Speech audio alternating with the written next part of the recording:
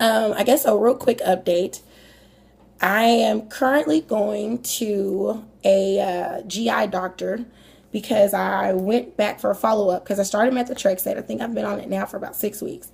So my rheumatologist, she after I finished like that first dose of 4 pills, she upped my dosage. So now I'm taking 6 pills every week, which I think is like the equivalent of 17.5 milligrams.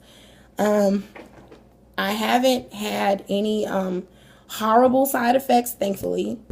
Knock on wood. So I'm thankful about that. I take that every Friday, and then I still take my folic acid 1 milligram or mcg every day. And she upped my dosage to 6. And so when I do take the medicine, I take it at night and with a lot of water because it really does just make me just like feel like blah. So I would rather just kind of sleep through whatever symptoms, or not symptoms, but side effects, I guess, that I would have from the medicine. And so, anyway, when I went, I was telling her that I was having, excuse me, chest pain. And so I was asking her if, methotrexate caused chest pain. And she was like, well, no, that's not really a side effect. And so we had discussed previously about me having a possible acid reflux. And I do have some acid reflux, or what I guess I would call it, like the regurgitation or foaminess. And even prior, like last year before I got my diagnosis, I recognized that like eating certain foods, it just felt like it would get stuck, and it took a lot for it to, go down.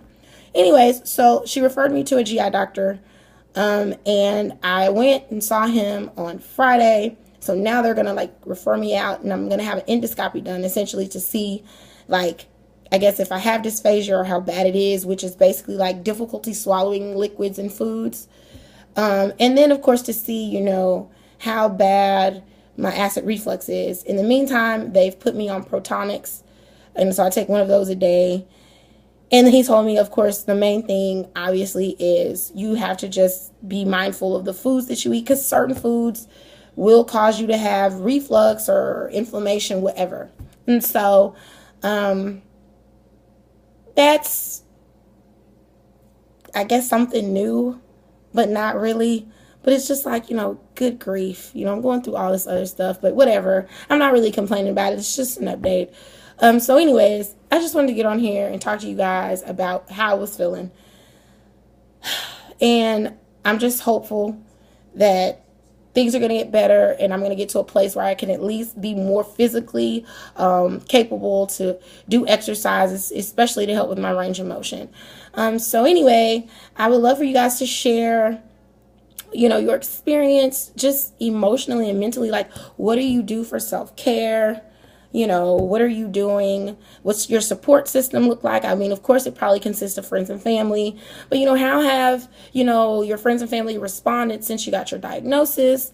And just, different things that you feel like are helpful for people dealing with this type of, illness.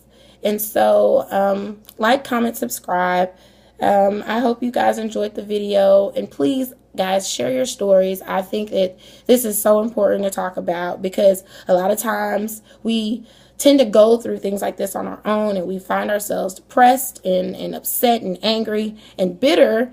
And, that does come out. And so essentially that's what happened with me. I had a good friend tell me, like, hey, girl, I just think you're going through a lot. And I mean, I cried about it. I didn't tell her I cried about it, but I cried about it because, I mean, it was hurtful, but it was also true. And so it's sometimes listening and hearing the truth is hard. And so at any rate, I hope you guys just feel comfortable enough to share in this forum.